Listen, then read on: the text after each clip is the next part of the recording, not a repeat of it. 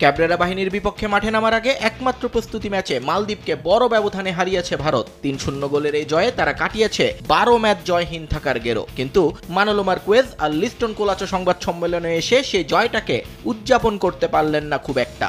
তাদের পুরোটা সময় যে কেড়ে নিল হামজা চৌধুরী। সোজা করে বললে ভারতীয় সাংবাদিকদের প্রশ্নের বেশিরভাগই ছিল হামজা আর বাংলাদেশ ম্যাচ নিয়ে। সেখানে খুব একটা রাগঢাক করেননি ভারতীয় কোচ ক্যাপ্টেন কেউই। সোজা সাপটা জানালেন হামজা বাড়তি আকর্ষণ যোগ করেছে এ ম্যাচের, তবে ম্যাচটা কারো জন্যই সহজ হবে না বলে হুঙ্কার দিয়ে রাখলেন মার্কুয়েজ।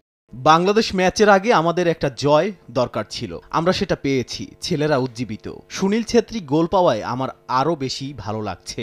আমি জানি সবাই হামজাকে নিয়ে একটু বেশি ভাবছে। সে প্রিমিয়ার লিগ খেলেছে, এখন চ্যাম্পিয়নশিপে নিয়মিত খেলে। তার স্কিল অন্যদের চেয়ে আলাদা, এটা মানতেই হবে। তবে ম্যাচটা কারো জন্যই সহজ হবে না। বাংলাদেশ ভারত দু দলের জন্যই কঠিন হবে এখানে জয় তুলে নেওয়াটা। তবে আমাদের জন্য এটা ফাইনাল ম্যাচ, জয়ের বিকল্প নেই।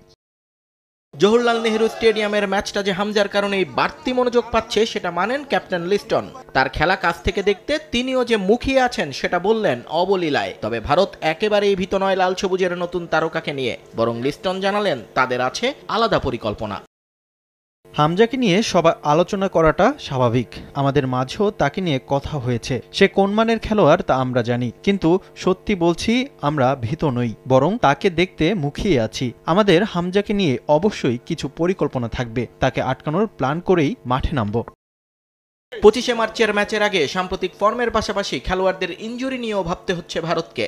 এরই মধ্যে ছিটকে গেছেন দুই উইঙ্গার লালিয়ানজুয়ালা এবং মানভীর। মিডফিল্ডার ফার্নান্দেসকেও পাওয়া যাবে না এই ম্যাচে। এই তিনজনকে ছাড়া লাল সবুজকে সামলাতে ভালোই বেগ পেতে হবে ম্যান ইন ব্লুদের।